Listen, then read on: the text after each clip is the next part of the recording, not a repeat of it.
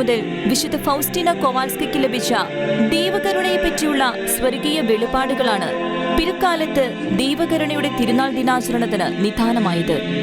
1931 ഫെബ്രുവരി 22 പോളണ്ടിലെ പ്ലോക്കിൽ മഠത്തിലെ മുറിയിലായിരിക്കെ സന്ധ്യാസമയത്ത് വെള്ളവസ്ത്രം ധരിച്ച യേശു ഒരു കൈ അനുഗ്രഹിക്കുന്ന രീതിയിൽ ഉയർത്തിപ്പിടിച്ചും മറ്റേ കൈ മാറിടത്തിൽ വസ്ത്രത്തെ സ്പർശിച്ചും അവൾക്ക് പ്രത്യക്ഷനായി.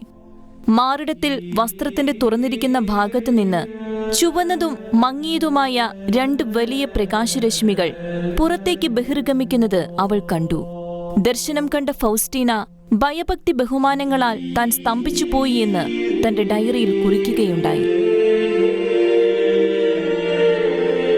ദർശനത്തിൽ കണ്ട വിധമുള്ള കരുണയുടെ യേശുവിന്റെ ചിത്രം വരയ്ക്കാനും അതിന് താഴെയായി ഈശോയെ ഞാൻ അങ്ങയിൽ ശരണപ്പെടുന്നു എന്ന് ആലേഖനം ചെയ്യാനും പ്രസ്തുത ചിത്രം ആത്മാക്കളുടെ രക്ഷയ്ക്കായി ലോകമെങ്ങും വണങ്ങപ്പെടുമെന്നും യേശു വെളിപ്പെടുത്തിയതായും ഡയറിയിൽ വിവരിക്കുന്നു.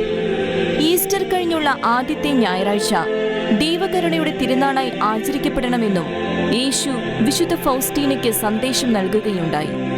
1935 സെപ്റ്റംബറിൽ കരുണയുടെ ജപമാല ദിവ്യനാഥൻ ഫൗസ്റ്റീനയ്ക്ക് പറഞ്ഞു കൊടുക്കുകയുണ്ടായി. സർവ്വലോകത്തോടും തന്റെ കരുണയെപ്പറ്റി പറയണമെന്നും ഇത് യുഗാന്ത്യത്തിന്റെ അടയാളമായിരിക്കുമെന്നും അതിനുശേഷം നീതിയുടെ സമയം ആഗതമാകുമെന്നും യേശു ഫൗസ്റ്റീനയ്ക്ക് നൽകിയ വെളിപ്പെടുത്തലുകൾ ആഗോളസഭ മുഴുവനിലും വ്യാപിപ്പിക്കുന്നതിനായി അവിശ്രാന്തം പരിശ്രമിച്ച സ്വർഗത്തിന്റെ ഉപകരണമായിരുന്നു വിശുദ്ധ ജോൺ പോൾ II മാർപ്പാപ്പ. 2000 ഏപ്രിൽ 30 ഈസ്റ്റർ കഴിഞ്ഞുള്ള ഞായറാഴ്ച ഫൗസ്റ്റീനയെ വിശുദ്ധരുടെ ഗണത്തിലേക്ക് ഉയർത്തിയ വേളയിൽ വിശുദ്ധ ജോൺ പോൾ II പാപ്പ പ്രസ്തുത ഞായറാഴ്ചയെ ദൈവകരുണയുടെ തിരുനാൾ ദിനമായി പ്രഖ്യാപിക്കുകയും ചെയ്തു.